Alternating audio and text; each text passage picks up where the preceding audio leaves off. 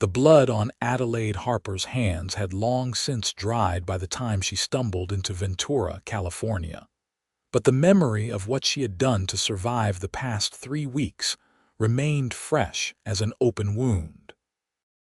The year was 1878, and the late spring sun beat down mercilessly on the dusty Main Street as Adelaide led her exhausted horse toward what appeared to be a general store.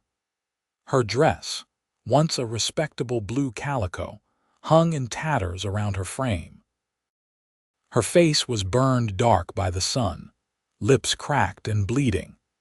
But it was her hands that told the real story of her journey, the skin torn and calloused, nails broken to the quick, fingers wrapped in strips of cloth that had once been her petticoat. She had clawed through rocks to find water, fought off a mountain lion with nothing but a sharp stone, and dragged herself and her dying horse across 50 miles of unforgiving terrain after the wagon train she had been traveling with was attacked by bandits. She had been the only survivor. The general store fell silent when she pushed through the door.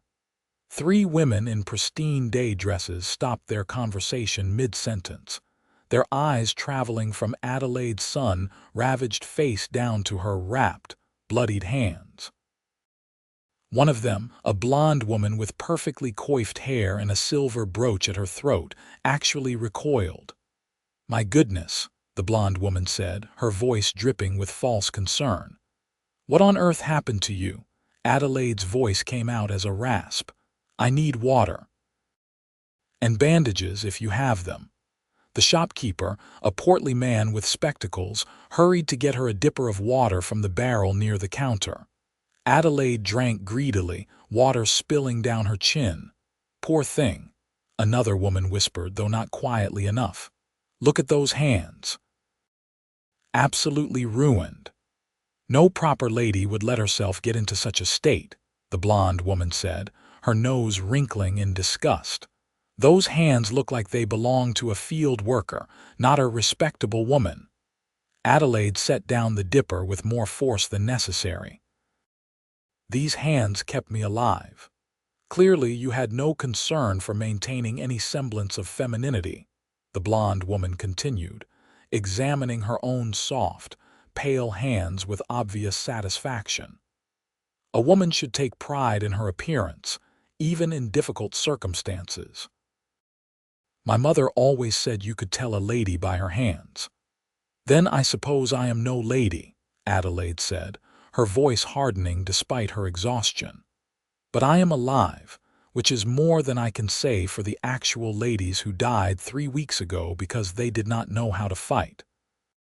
The shopkeeper cleared his throat uncomfortably. "Perhaps we should focus on getting you some supplies, miss. You said you needed bandages." Before Adelaide could answer, the door opened again, and the energy in the room shifted immediately. The 3 women straightened their postures, suddenly preening like peacocks. Adelaide turned to see a tall man entering, his broad shoulders filling the doorway. He wore work clothes, dusty from a day's labor, a worn hat shading eyes that were a startling shade of blue-gray. His face was weathered but handsome, with strong features and a few days' growth of beard along his jaw. "Afternoon, ladies," he said, his voice a low rumble. "Mr. Peterson, Mr. Whitmore," the blonde woman practically sang. "How lovely to see you. We were just discussing the importance of maintaining proper standards, even in this rough country." The man, Whitmore, seemed barely to register her words. His attention had fixed on Adelaide, and she saw something shift in his expression as he took in her appearance. Not the disgust or pity she had seen in the others, but something different, recognition, perhaps, or understanding. "You just arrived in town?" he asked Adelaide directly. She nodded. "About 10 minutes ago." "From where?" "I was supposed to be going to San Francisco." The wagon train was attacked near the Tehachapi Pass. His eyes narrowed. "The Murphy train?" "Yes. That was 3 weeks ago. We heard about it. Reports said there were no survivors." "The reports were wrong," Adelaide said quietly. The shopkeeper interjected. She needs bandages, Mr. Whitmore, and probably a lot more than that. The blonde woman laughed, a sound like breaking glass. She certainly needs something for those hands. I have never seen anything so dreadful. All that work has absolutely destroyed them. Adelaide felt her cheeks burn, but before she could respond, Whitmore crossed the room in 3 long strides. He stood directly in front of her, and she had to tilt her head back to meet his eyes. Without asking permission, he gently took one of her wrapped hands in his own, which were large and calloused, the hands of a man who worked for a living. "May I?" he asked, gesturing to the makeshift bandages. She nodded, too surprised to object. He carefully unwrapped the cloth, revealing the damaged skin beneath. The room fell silent. Her hands looked worse in the light, covered in half-healed cuts, blisters that had burst and scarred over, the skin rough and dark from sun exposure. The blonde woman made a small sound of revulsion. Whitmore studied Adelaide's hands for a long moment, turning them gently in his own, his touch surprisingly careful. Then he did something that shocked everyone in the room, including Adelaide. He lifted her hands and pressed his lips to her knuckles, first one hand, then the other, as though she were a fine lady at a ball instead of a half-dead stranger in a dusty general store. "These are the hands of a survivor," he said, his voice carrying clearly through the silent room. "They are beautiful because they are strong. They are honorable because they fought when fighting was needed. Any person who mocks these hands knows nothing about real strength or real beauty."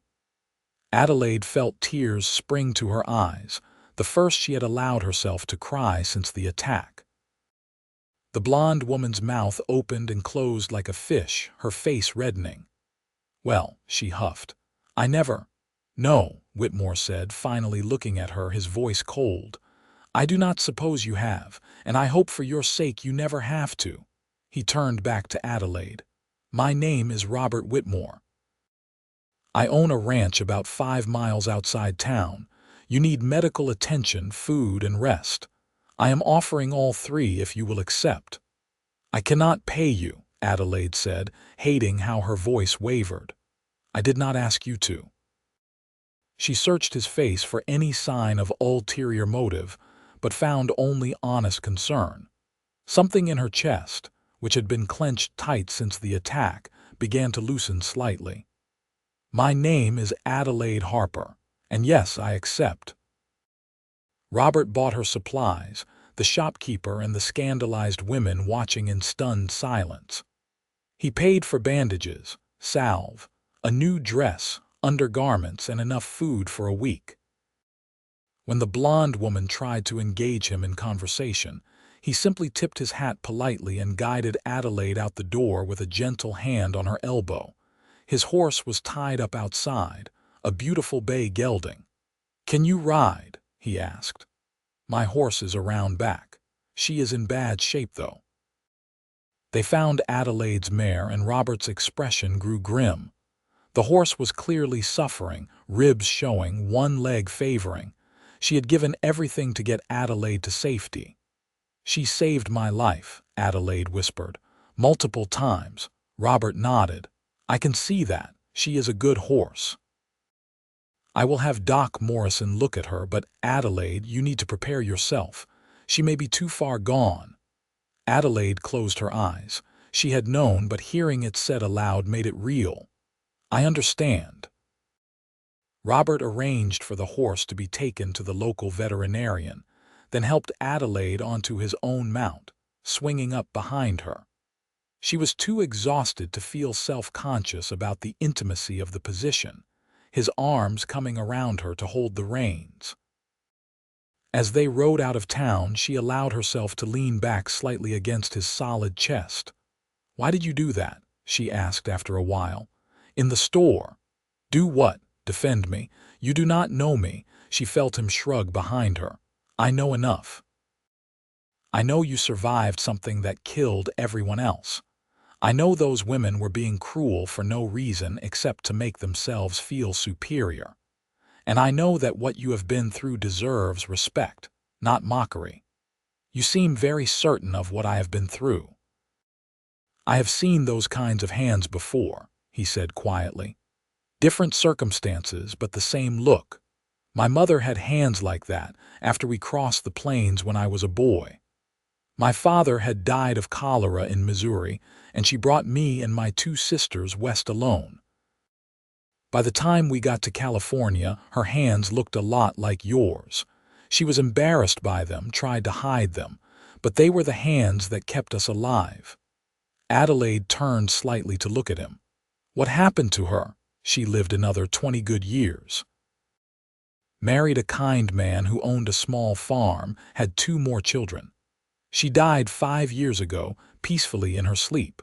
But she never apologized for those hands, not after a while. She said they told the story of her strength. They rode in comfortable silence for a while. The landscape around Ventura was beautiful, rolling hills turning golden in the late afternoon sun, mountains visible in the distance. Adelaide could smell the ocean on the breeze, even though they were riding inland. "You said you own a ranch?" she asked. "Yes, cattle mostly, some horses.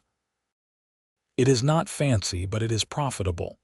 I have about 200 head right now, hoping to expand to 500 in the next few years. That is ambitious. This is good country for cattle, plenty of grass, water from the Ventura River. The market is strong with all the growth in Los Angeles and up north in San Francisco." He paused. "What were you planning to do in San Francisco?"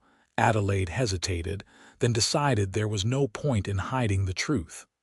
"I was going to work. I have no family left, no prospects for marriage. I can read and write well, do figures. I was hoping to find work as a clerk or perhaps a teacher. No family at all. My parents died of influenza 2 years ago in Pennsylvania. I had been living with my aunt in Texas, but she died this spring. She left me a small amount of money, enough for the wagon train west and a few months' expenses while I found work." "I am sorry," Robert said, and she could hear that he meant it. "It seems God keeps taking people from me," Adelaide said, surprised at her own honesty. "Sometimes I wonder what I did to deserve such loneliness." "You did nothing. Life is just hard sometimes, especially for women on their own. But you are not alone right now. And you do not have to be alone, not if you do not want to be." Adelaide felt her heart quicken at his words, but told herself not to read too much into them. He was simply being kind, offering temporary shelter. She could not afford to mistake charity for something more. The ranch came into view as they crested a hill. It was more substantial than Adelaide had expected. A well-built house with a wide porch, several barns and outbuildings, corrals with horses and cattle visible in the distance. Everything looked well-maintained, prosperous without being ostentatious. "You built all this yourself?" she asked. "Started 8 years ago with nothing but determination, and a loan I just finished paying off last year. Had help from hired hands, of course. Right now I have 3 men who work for me full-time, plus extra help during branding and drives." As they approached the house, a woman came out onto the porch, wiping her hands on an apron. She was middle-aged, with graying brown hair pulled back in a bun, and a kind face that creased with concern when she saw Adelaide. "Robert, what happened?" she called. "This is Adelaide Harper," Robert said, dismounting and then helping Adelaide down, his hands steady on her waist. "She survived the Murphy wagon train attack. Adelaide, this is Mrs. Chen. She is my housekeeper and the person who really runs this place." Mrs. Chen hurried down the steps. "That attack was weeks ago. You poor dear. Come inside immediately. Robert, shame on you for keeping her sitting on a horse when she clearly needs rest." "I am taking her inside now," Robert protested mildly, but Mrs. Chen was already guiding Adelaide toward the house with gentle hands. "You need a bath, proper bandaging, food, and sleep in that order," Mrs. Chen declared. "Robert, have Miguel heat water for the bath. And do not you dare come inside until you have cleaned up yourself. You smell like cattle." Adelaide found herself smiling despite her exhaustion. Mrs. Chen's brusque kindness was comforting, familiar in a way that made her chest ache with memories of her mother. The inside of the house was clean and comfortable, furnished simply but well. Mrs. Chen led Adelaide to a bedroom on the first floor, a nice space with a large bed, a wardrobe, a washstand, and windows that looked out over the ranch. "This is lovely," Adelaide said softly. "It was meant to be a guest room, but we have not had guests in over a year," Mrs. Chen said, already pulling out fresh linens from the wardrobe. "Robert is not much for socializing, which I keep telling him is a mistake. A man his age should be married by now, but he says he is too busy with the ranch." She gave Adelaide a meaningful look, though perhaps that will change. Adelaide felt her cheeks warm. "Mrs. Chen, I am only here temporarily until I recover enough to continue to San Francisco." "Hum," Mrs. Chen said, clearly not believing a word. "We will see about that. Now let me look at those hands." She examined Adelaide's hands with the practiced eye of someone who had tended many injuries. Her expression remained neutral, but Adelaide saw sympathy in her eyes. "These will heal," Mrs. Chen said firmly. "They will scar, but they will heal. I will make a salve tonight that will help. My mother taught me, back in China. Very good for wounds." Over the next hour, Mrs. Chen helped Adelaide bathe, the warm water both painful and blissful on her damaged skin. The older woman washed Adelaide's hair gently, exclaiming over the tangles and helping to work them out with patience. She treated Adelaide's hands with a mixture that smelled of herbs and honey, then wrapped them in soft, clean bandages. The new dress Robert had bought fit reasonably well, though it was a bit loose. Adelaide had lost weight during her ordeal. Mrs. Chen tutted and promised to fatten her up, then led her to the dining room where a meal was waiting. Robert had cleaned up as well, his hair still damp, wearing a fresh shirt. He stood when Adelaide entered, pulling out a chair for her. The gesture was so courtly, so unexpected, that Adelaide felt tears threaten again. She was not accustomed to being treated with such consideration. The meal was simple but delicious. Beef stew with fresh bread and vegetables from Mrs. Chen's garden. Adelaide tried to eat slowly, but she was ravenous, and both Robert and Mrs. Chen encouraged her to have seconds, then thirds. "Tell me about the attack," Robert said gently, once she had eaten her fill. "If you are able." Adelaide set down her spoon, her appetite suddenly gone despite the remaining food. "We were a day past the Tehachapi Pass. There were 12 wagons, about 40 people total. The guides said we were making good time, that we would reach the valley within a week. We camped for the night in a canyon. The attack came just before dawn." She paused, the memories vivid and terrible. Robert waited patiently, not pushing. "There were maybe 20 of them. Bandits, I think, though they wore bandanas over their faces. They wanted the supplies, the money. Some people tried to fight. Most just tried to run. I hid in my wagon under a false bottom in the storage chest that my aunt had built for valuables. I listened to the screaming, to the gunshots, to the silence after." Mrs. Chen made a soft sound of distress. "When I finally came out, everyone was dead. The bandits had taken most of the supplies, the horses, anything of value.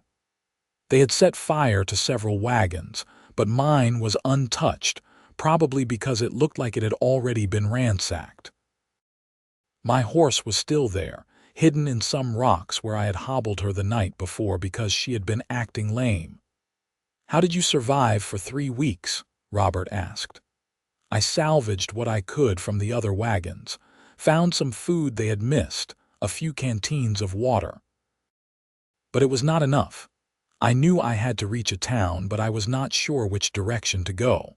I chose west because I knew the coast was that way, and I thought there would be settlements along the coast.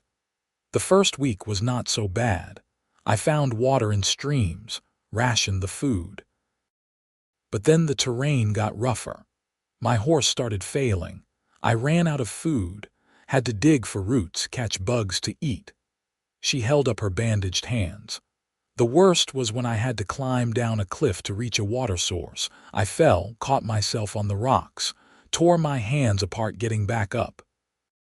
But I got the water, and that kept us alive for another few days. Then 2 days ago we ran into the mountain lion. It went for my horse. I managed to fight it off with a rock, but my horse was injured. We kept going, but I knew she was dying. We made it to Ventura this morning. I do not know how. I should have died a dozen times over. Robert reached across the table and covered one of her bandaged hands with his own. But you did not. You survived. You were strong and smart, and you fought when you needed to fight. That takes courage most people do not have. Those women in town did not think so, Adelaide said bitterly. They looked at me like I was something dirty, something shameful. Those women have never faced real hardship, Mrs. Chen said firmly. They judge because they have never been tested. Pay them no mind. Mrs. Chen is right, Robert said. And honestly, those women do not matter. What matters is that you are safe now. You can rest, heal. And when you are ready, we will talk about what comes next.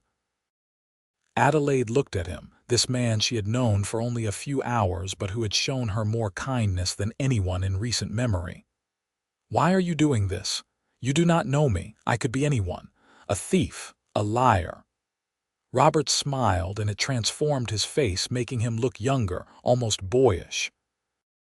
Are you a thief or a liar? No. Then there is your answer. I am doing this because it is the right thing to do, because you need help and I can provide it. It is that simple. But Adelaide suspected it was not quite that simple. She had seen the way he looked at her, the gentleness in his touch, and she had felt her own heart respond, despite her exhaustion and pain.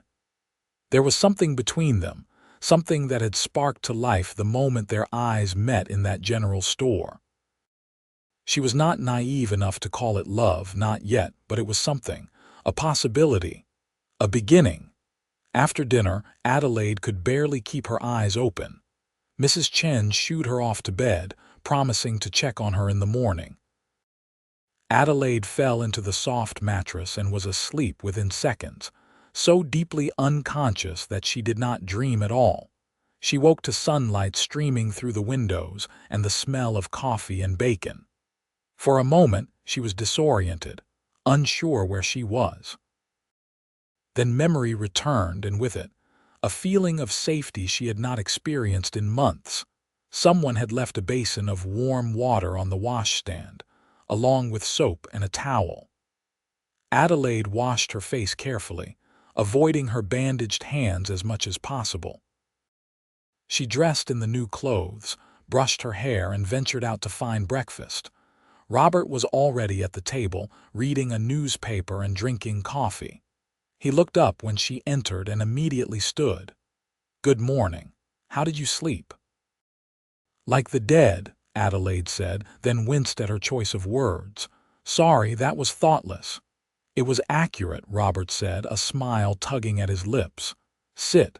Mrs. Chen made enough food to feed the entire ranch." It was true. The table was laden with bacon, eggs, biscuits, gravy, fried potatoes, and fresh fruit. Adelaide sat and accepted the plate Robert filled for her, marveling at the abundance. "What time is it?" she asked. "Nearly 9. You slept almost 12 hours. I am sorry. I did not mean to be lazy." Robert gave her a stern look. "Adelaide, you walked 50 miles through rough country on minimal food and water after surviving a massacre. You are not being lazy. You are recovering.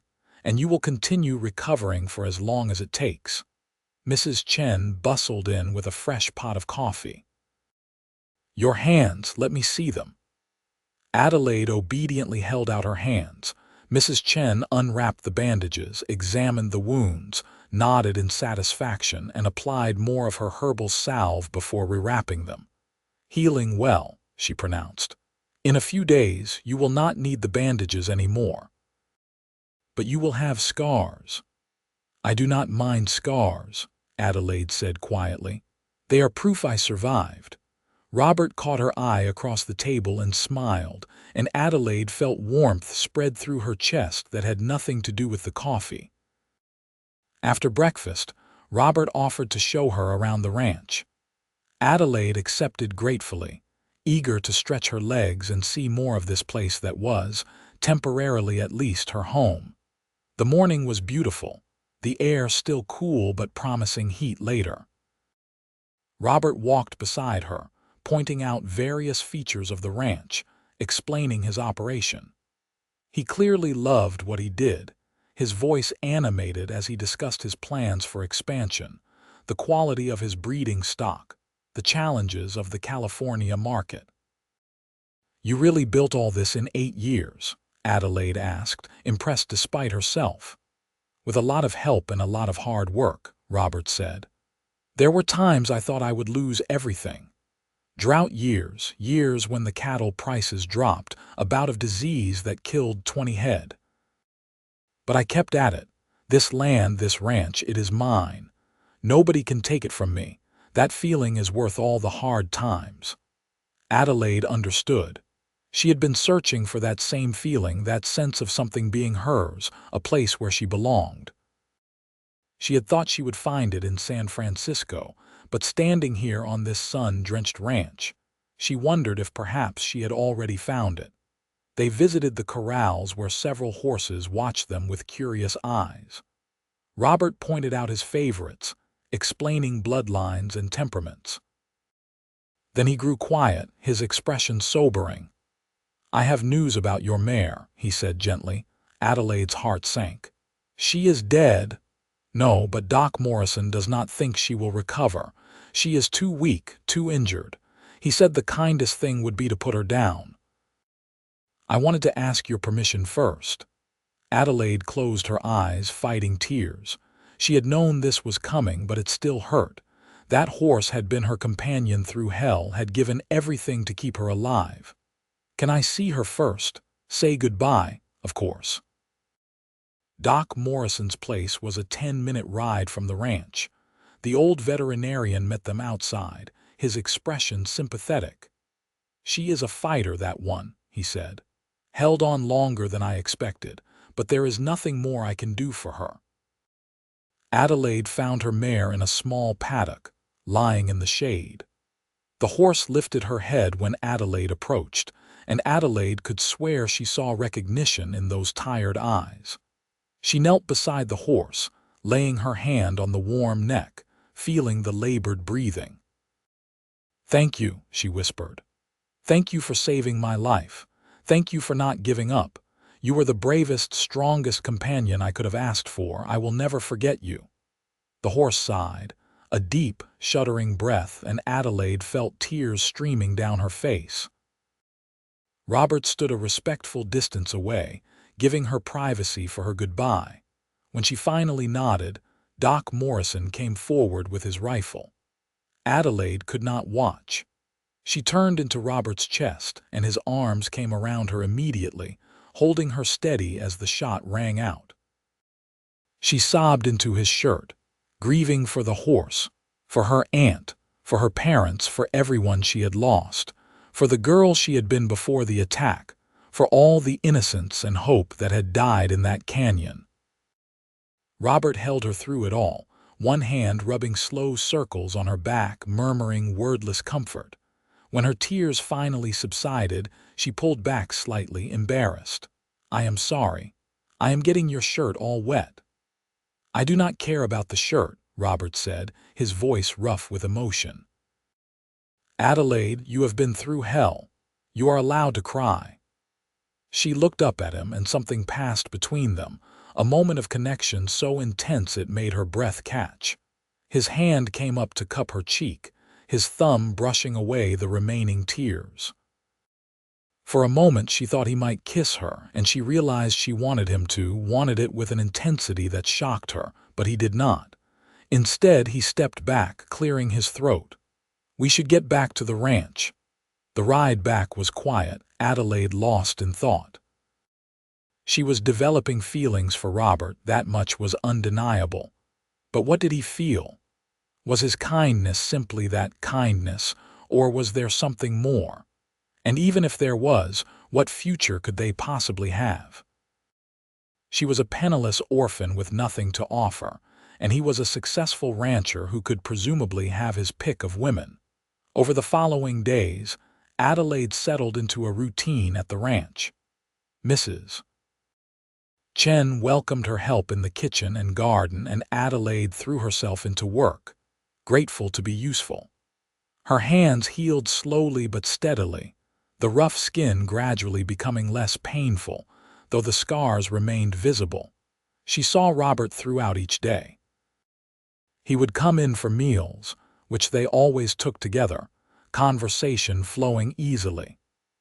He taught her about ranching, explaining things with patience when she asked questions. In the evenings, they often sat on the porch together, watching the sun set over the hills, talking about their pasts, their dreams, their fears. Adelaide learned that Robert was 29 years old, 4 years older than her. He had never been married, though he admitted there had been a girl when he was younger, back before he started the ranch. "What happened?" Adelaide asked. Robert shrugged. She did not want to be a rancher's wife, wanted a man with an easier life, more money, more prestige. "She married a banker from Los Angeles. I heard she is happy, has 3 children. I am glad for her, truly. We were not right for each other." "You want children?" Adelaide asked, then immediately regretted the personal question. "I am sorry, that is none of my business." "I do," Robert said simply. "Someday if I find the right woman. What about you?" "I always wanted a family," Adelaide admitted. "But after my parents died, after my aunt died, I gave up on that dream. I thought I would just find work, make my own way. But yes, if circumstances were different, I would want children." Robert looked at her intently. "Why do circumstances need to be different?" Adelaide's heart began to race. "Robert, I have nothing. No money, no family, no prospects. What man would want me?" He stood abruptly, crossing to where she sat, and knelt before her chair so they were eye level. He took her hands, scarred and rough, in his own. "I would," he said, his voice low and fervent. "I do. Adelaide, these past 2 weeks, having you here, it has felt right in a way nothing has in years. You are strong, you are brave, you are kind. You do not shy away from hard work. You laugh at my terrible jokes. You challenge me when you think I am wrong. You are everything I did not know I was looking for." Adelaide could hardly breathe. "Robert, we have only known each other 2 weeks." "I know. And I am not asking you to decide anything right now, but I need you to know how I feel. I need you to know that you have options. You do not have to go to San Francisco. You could stay here. You could, if you wanted, build a life here with me. You are offering marriage." Adelaide whispered, afraid to believe it. "I am offering whatever you want. If you need more time, I will wait. If you want to go to San Francisco, I will understand.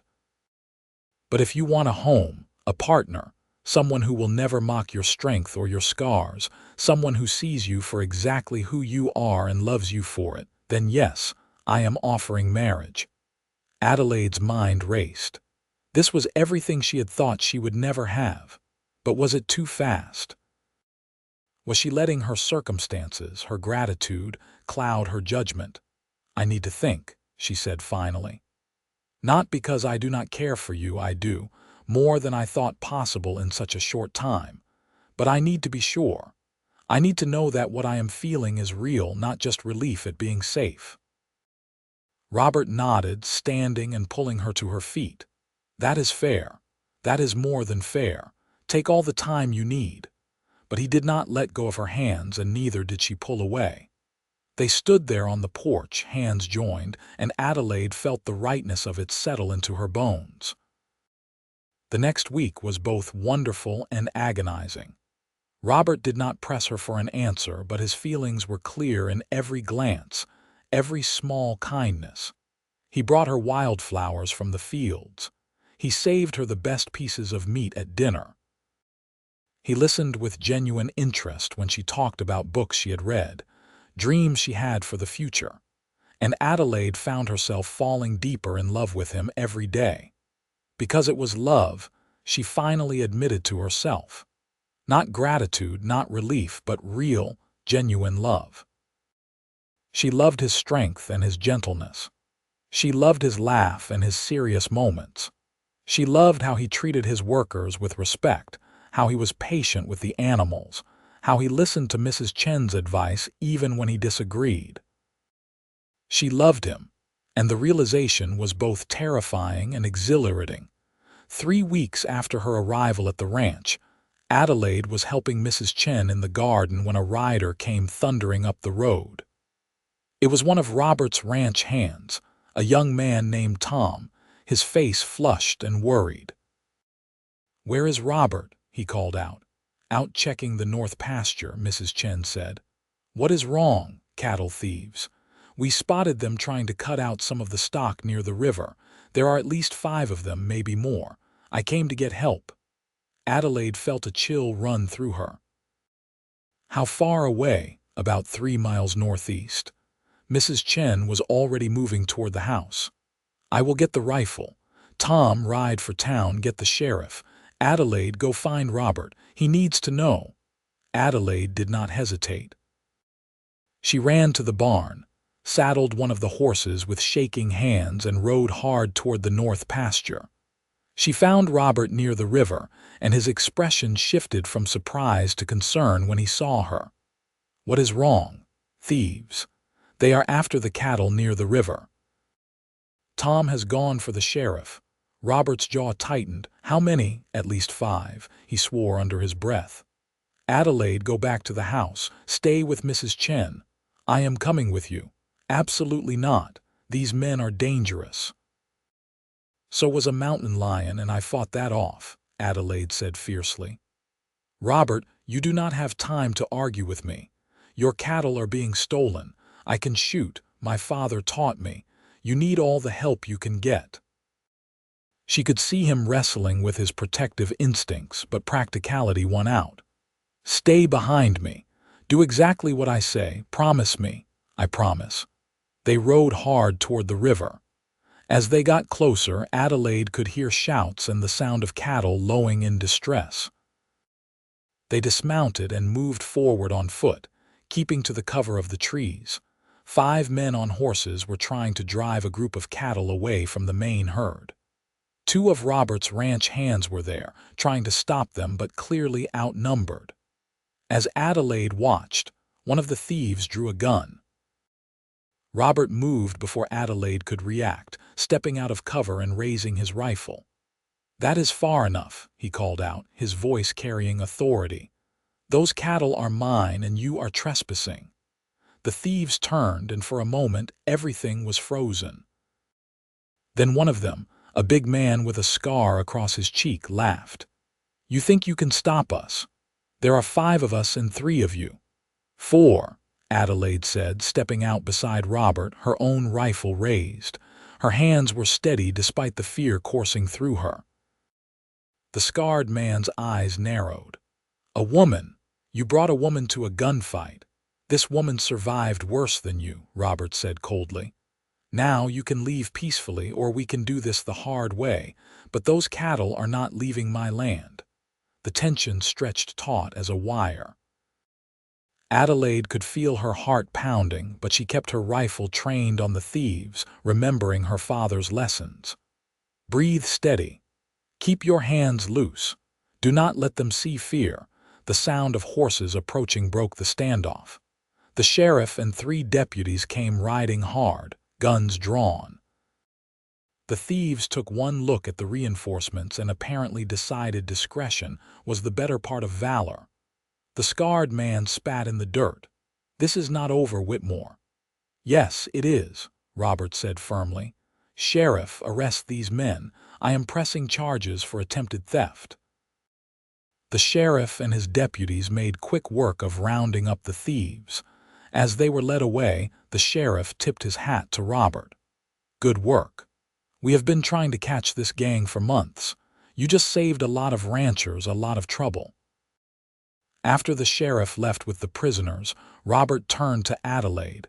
His face was stormy, and for a moment she thought he was angry. But then he pulled her into his arms, holding her so tightly she could barely breathe. "Do not ever scare me like that again," he said, his voice rough.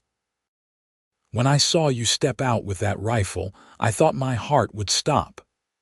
"I was not going to let you face them alone," Adelaide said, her own arms wrapping around him. "We are a team. You do not get to protect me without letting me protect you." He pulled back just enough to look at her face, his hands cupping her cheeks. "You are extraordinary, do you know that? Brave and stubborn and absolutely extraordinary." "Is that a proposal?" Adelaide asked, a smile tugging at her lips despite the adrenaline still coursing through her veins. "It is if you will have me," Robert said. "I love you, Adelaide. I think I have loved you from the moment I saw you in that general store, so strong despite everything you had been through. I love your courage and your kindness, and yes, I love your rough, scarred hands because they tell the story of who you are. Marry me, please." Adelaide felt tears spring to her eyes, but they were happy tears this time. "Yes," she said. "Yes, I will marry you. I love you too, Robert." "I was afraid to admit it, afraid it was too soon, but I do. I love you so much it terrifies me." He kissed her then, a kiss full of promise and passion and relief. Adelaide melted into him, feeling like she had finally come home. When they finally broke apart, they were both breathing hard, and Robert rested his forehead against hers. "When?" he asked. "When what? When will you marry me? Tomorrow? Next week? I do not want to wait." Adelaide laughed, joy bubbling up in her chest. "We should probably wait at least long enough to plan a proper wedding. Mrs. Chen would never forgive us if we eloped." "Next month, then," Robert said firmly. "I will give you 1 month to plan whatever wedding you want, but after that, I am making you my wife." 1 month, Adelaide agreed, kissing him again just because she could. The news of their engagement spread through Ventura quickly. Mrs. Chen cried happy tears and immediately began planning the wedding. Robert's ranch hands congratulated them warmly. Even Doc Morrison sent a note of congratulations along with a wedding present, a young mare to replace the one Adelaide had lost. But not everyone was happy. The 3 women from the general store, particularly the blonde woman whose name Adelaide had learned was Constance Wilkins, made their disapproval known at every opportunity. They whispered behind their fans at church, made snide comments about fortune hunters and impropriety, questioned how a respectable man like Robert could possibly want to marry such a rough, unrefined woman. Adelaide tried to ignore them, but it stung. Robert, however, was less forgiving. When he overheard Constance making a particularly vicious comment about Adelaide's hands in front of the church, he stopped dead in his tracks and turned to face her. "Mrs. Wilkins," he said, his voice cold enough to freeze fire, "I believe you have something to say about my fiancé." Constance had the grace to look embarrassed. "I was merely expressing concern that you might be acting hastily, Robert. After all, you barely know this woman. And her appearance, well, it is hardly what one expects in a rancher's wife." "You are right that I have not known Adelaide long," Robert said, his voice carrying clearly to the crowd that was gathering. "But I know everything important. I know she is brave enough to fight a mountain lion with her bare hands. I know she is strong enough to walk 50 miles through hostile territory. I know she is kind enough to cry over a dying horse.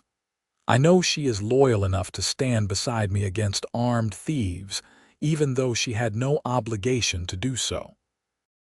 And I know that her rough hands, which you seem to find so offensive, are a testament to her strength and survival." He paused, looking directly at Constance. "What I do not know, Mrs.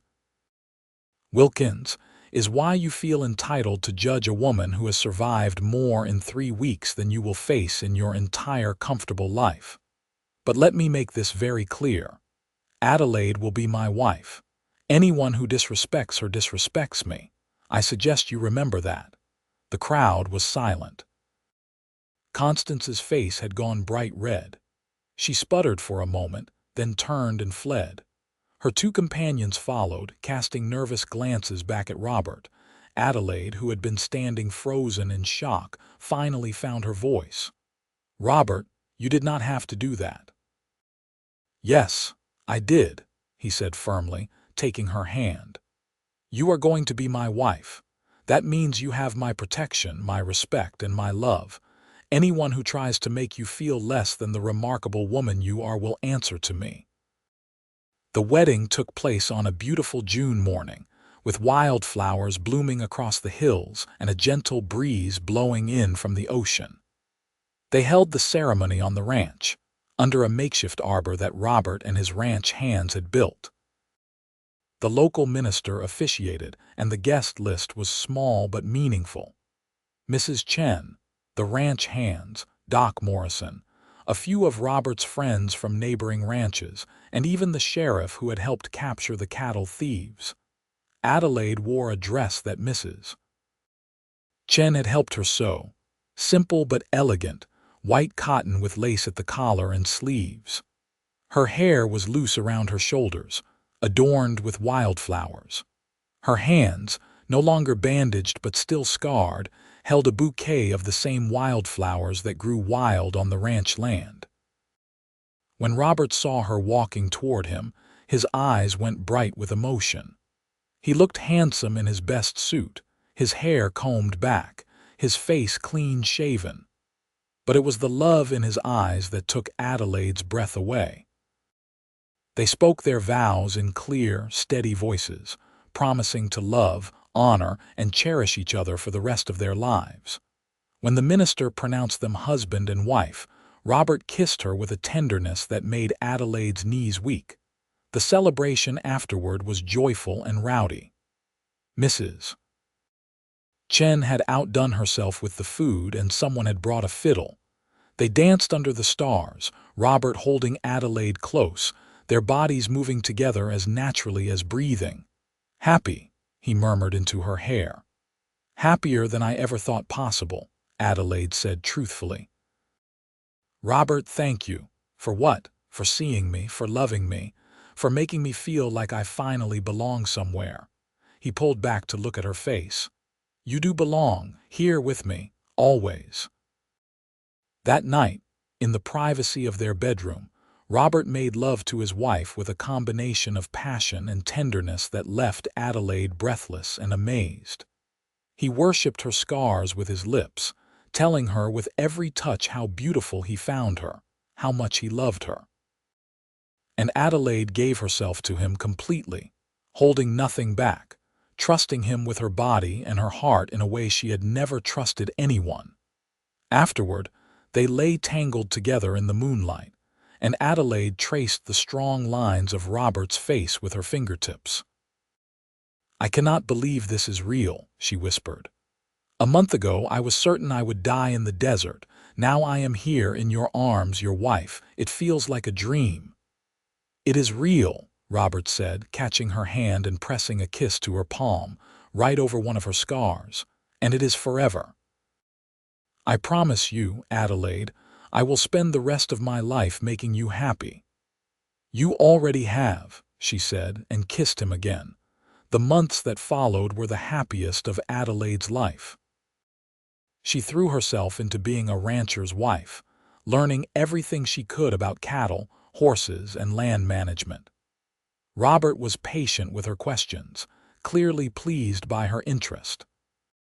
They worked side by side during the day and fell into each other's arms at night, their love growing stronger with each passing week.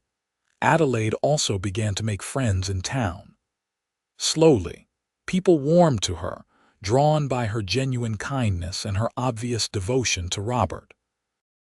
The women who had once mocked her hands fell silent in the face of Adelaide's happiness. Constance Wilkins even offered a grudging apology one day in the general store, admitting she had been unkind. "You seem very happy," Constance said stiffly. "Robert clearly adores you." "He does," Adelaide said simply, "and I adore him." That fall, Adelaide discovered she was pregnant. She told Robert one evening as they sat on the porch watching the sunset, a ritual they had maintained since their first days together. "I have news," she said, taking his hand and placing it on her still flat stomach. Robert's eyes went wide. "Are you saying—" "We are going to have a baby," Adelaide confirmed, tears of joy streaming down her face. "Sometime in late spring, the doctor thinks." Robert let out a whoop of joy so loud it startled the horses in the nearby corral. He picked Adelaide up and spun her around, then immediately set her down, concerned. "Sorry, should I not have done that? Is it safe? What do you need? Should you be resting?" Adelaide laughed, delighted by his protective instincts. "I am pregnant, not made of glass, but yes, I promise to take care of myself. And our baby." The pregnancy was not easy. Adelaide suffered from terrible morning sickness for the first few months, and Robert fretted over her constantly. Mrs. Chen made special teas and soups, hovering like a mother hen. But Adelaide did not mind the discomfort. Every day her body changed was a reminder of the miracle growing inside her, the future she was building with Robert. They talked endlessly about the baby. Names, hopes, dreams. Robert confessed he was terrified of being a father, worried he would not know what to do. Adelaide assured him he would be wonderful, that their child would be lucky to have him. In April, with wildflowers once again blooming across the hills, Adelaide gave birth to a healthy baby boy. The labor was long and difficult, and there were moments when Adelaide thought she might not survive. But Mrs. Chen was there, and the doctor, and most importantly, Robert, who held her hand and whispered encouragement even when Adelaide screamed at him that this was all his fault. When the baby finally emerged, red-faced and wailing, Adelaide felt a love so fierce it was almost frightening. Robert, his face wet with tears, cut the cord with shaking hands, then cradled his son as though he were made of precious china. "He is perfect," Robert whispered. "Adelaide, he is absolutely perfect."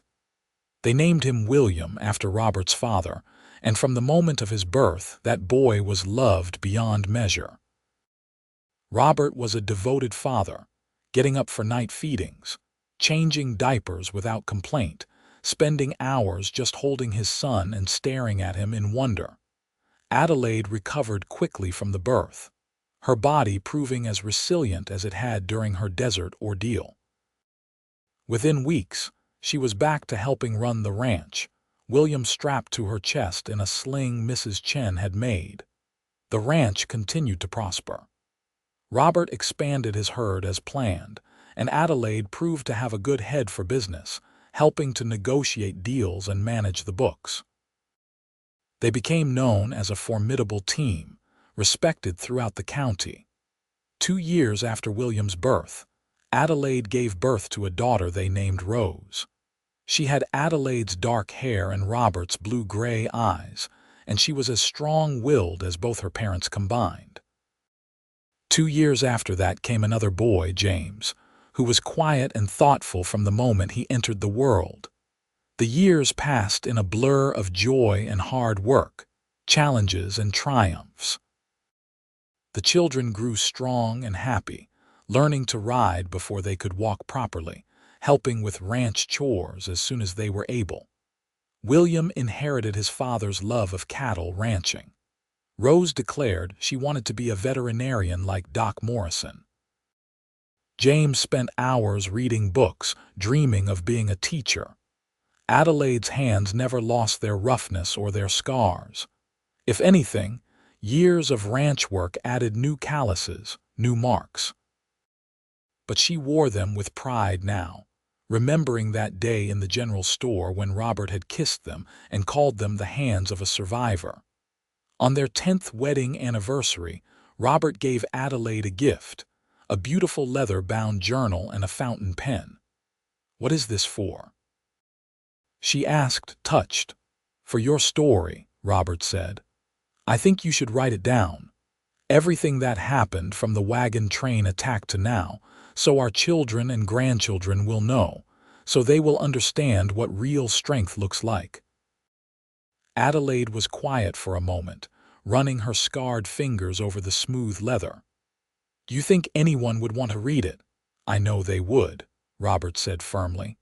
"You survived something impossible, Adelaide. You walked through hell and came out the other side. That deserves to be remembered." So Adelaide began to write, late at night after the children were asleep, recording her story in careful script. She wrote about the attack, the desert, her arrival in Ventura. She wrote about the cruel women in the general store and the rancher who had defended her. She wrote about falling in love, about building a life, about finding home in the most unexpected place. Sometimes, as she wrote, Robert would read over her shoulder, his hand resting on her shoulder. When she got to the part about him kissing her hands, he would lean down and press his lips to her temple, murmuring that he loved her. The children loved to hear stories about their mother's adventures. William would sit wide-eyed as Adelaide described fighting the mountain lion. Rose wanted to know every detail about the horse that had saved Adelaide's life. James asked thoughtful questions about surviving in the wilderness, soaking up every piece of practical information. "You are so brave, Mama," Rose said one night as Adelaide tucked her into bed.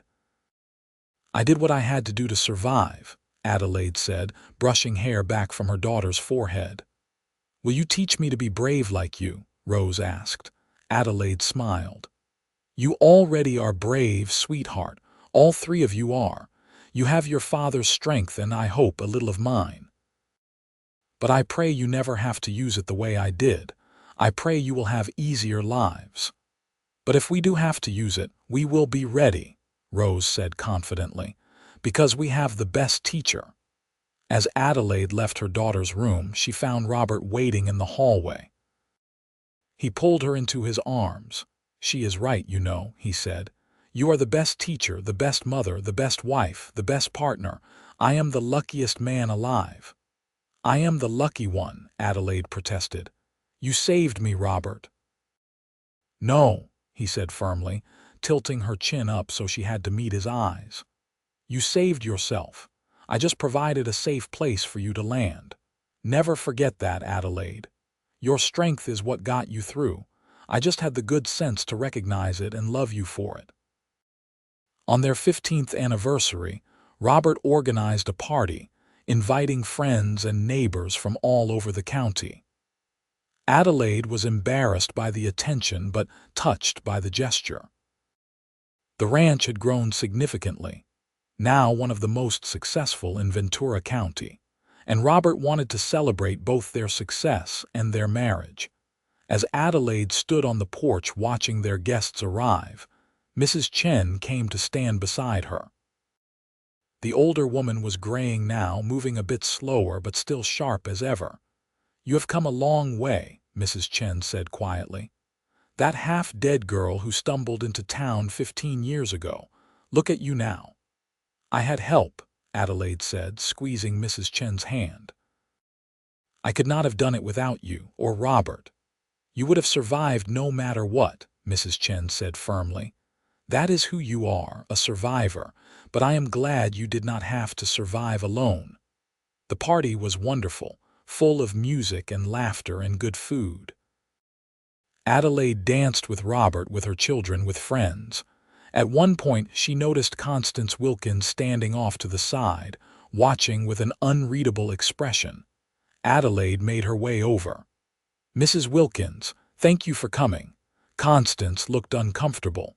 I almost did not. I have never properly apologized for how I treated you when you first arrived in Ventura. I was cruel and judgmental, and I am ashamed of it. That was a long time ago, Adelaide said gently. We have all changed. You have changed the least, Constance said. You were strong then, and you are strong now. I was wrong about you, about so many things. I see that now, watching you with your family, seeing what you have built. You deserve every bit of happiness you have found. Thank you, Adelaide said, meaning it. That means more than you know. As the evening wore on and the sun began to set, Robert found Adelaide and pulled her away from the crowd, leading her to their favorite spot on the porch. The same place where he had first proposed, where they had shared countless sunsets. Do you remember, he said, the first time we stood here together I asked you to stay? I remember, Adelaide said, leaning into him. I was so scared, scared to believe I could have this, that I deserved this. And now? Adelaide looked out over the ranch, at the land they had built together, at their children playing with the other kids, at the life they had created. Now I know I earned this. Not because I suffered, but because I survived. Because I was brave enough to let myself be loved. Because I found a partner who saw my scars and called them beautiful. Robert lifted her hand, the same scarred, rough hand that had so horrified those women 15 years ago, and pressed a kiss to the palm. The hands of a survivor, he said softly. Still the most beautiful hands I have ever seen. Adelaide smiled, tears pricking her eyes.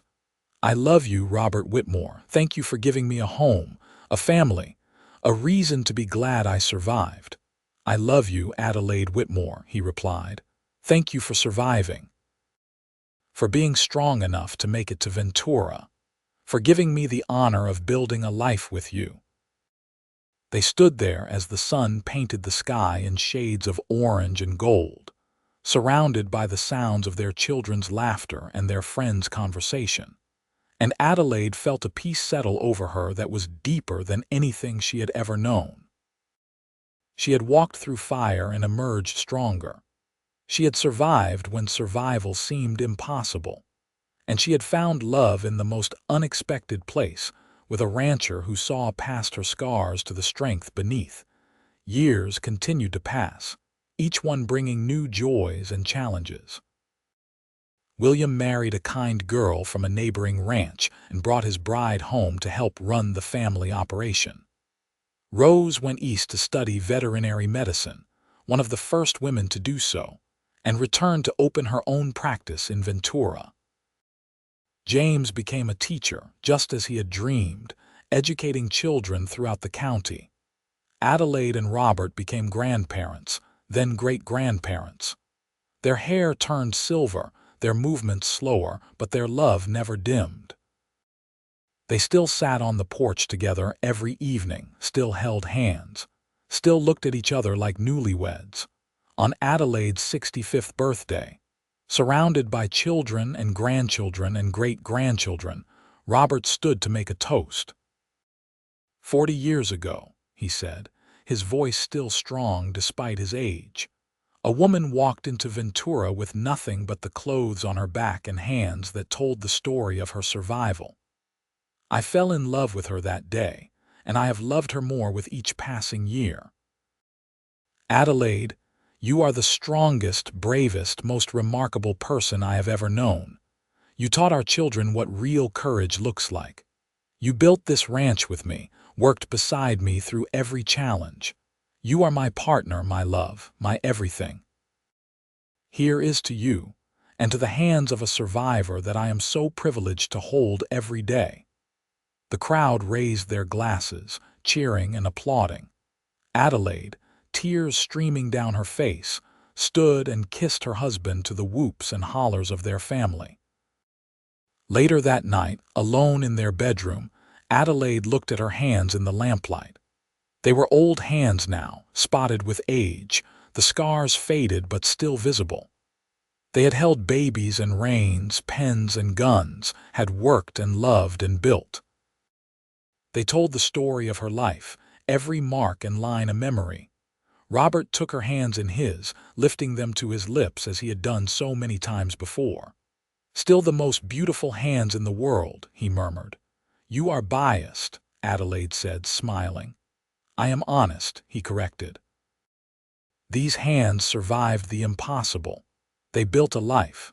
They raised children. They loved me even when I did not deserve it. How could they be anything but beautiful?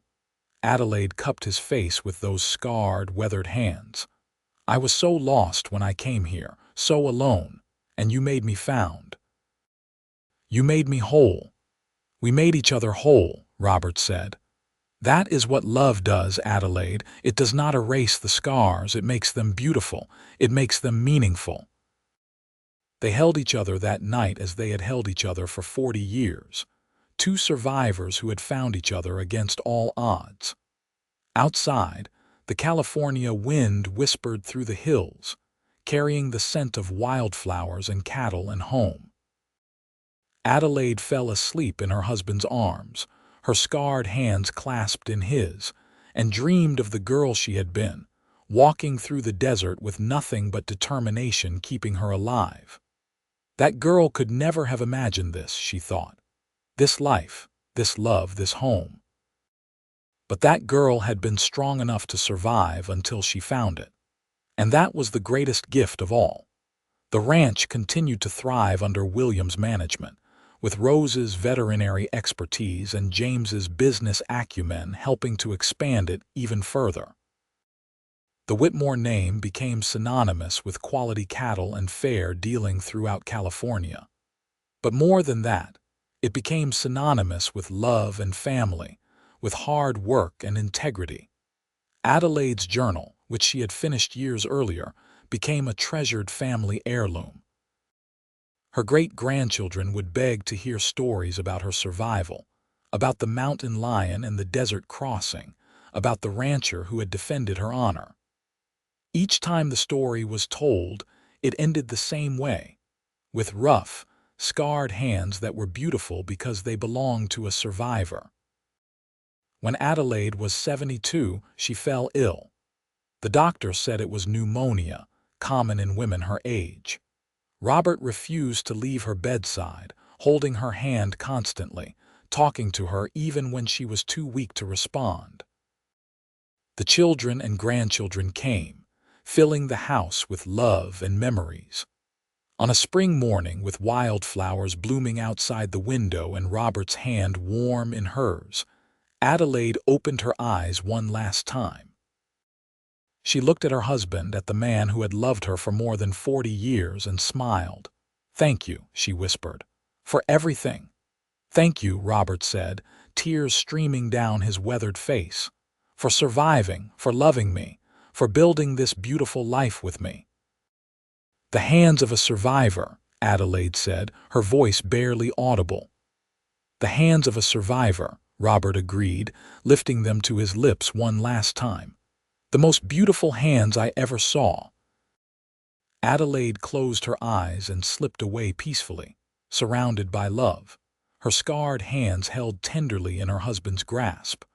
Robert lived for 3 more years after Adelaide's death, surrounded by their children and grandchildren, but never quite whole without his wife.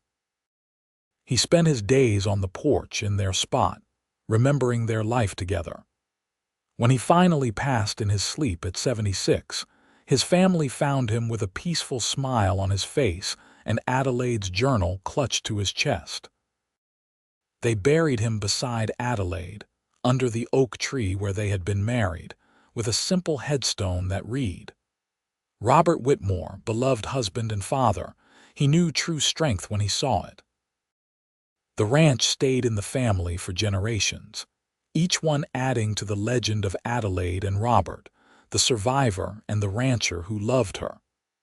Adelaide's journal was eventually published, becoming a minor bestseller and inspiring women across the country. But for the Whitmore family, it was more than an inspiration.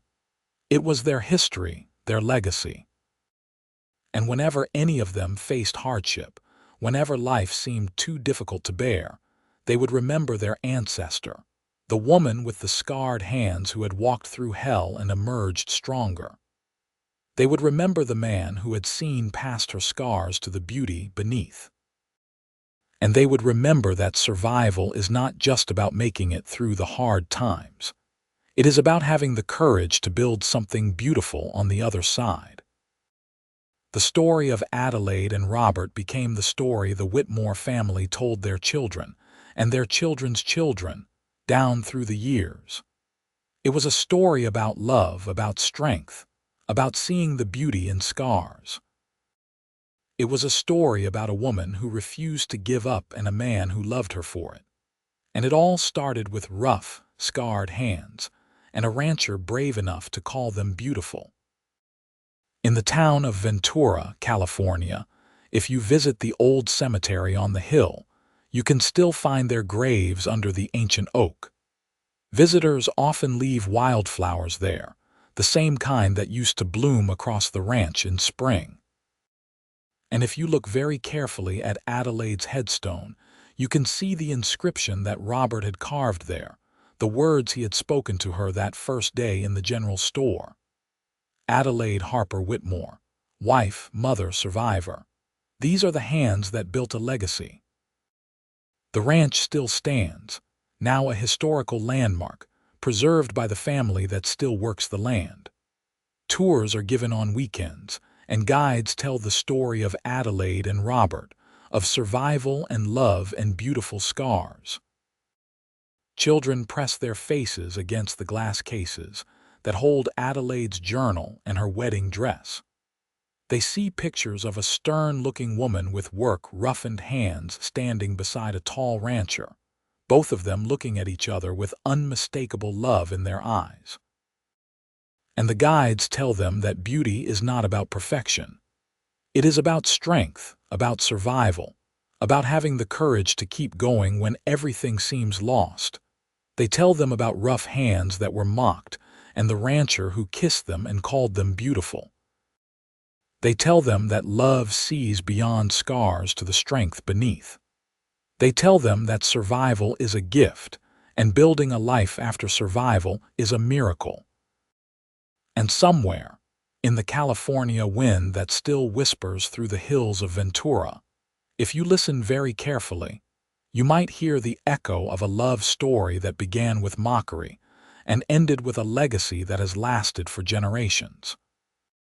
You might hear the story of Adelaide and Robert, the survivor and the rancher, whose love proved that the most beautiful things in life are often the ones that have been tested by fire and emerged stronger.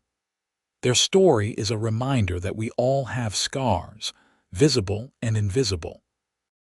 That survival is not something to be ashamed of, but something to be celebrated. That true love sees the strength in our struggles and calls it beautiful. That the rough hands of a survivor can build empires, raise families, and create legacies that last forever. And that sometimes, the greatest love stories begin in the most unexpected places, with the most unlikely people, and create something more beautiful than anyone could have imagined.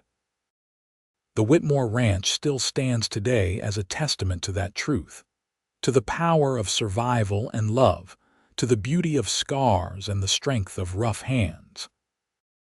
It stands as a reminder that we are all survivors in our own ways, and that there is someone out there who will see our scars and call them beautiful, who will hold our hands and call them the hands of a survivor, who will love us not despite our struggles, but because of the strength they have forged in us. This is the legacy of Adelaide and Robert Whitmore, and it continues to inspire long after they have gone. A love story for the ages written in the dust of a California ranch and the scars on a survivor's hands.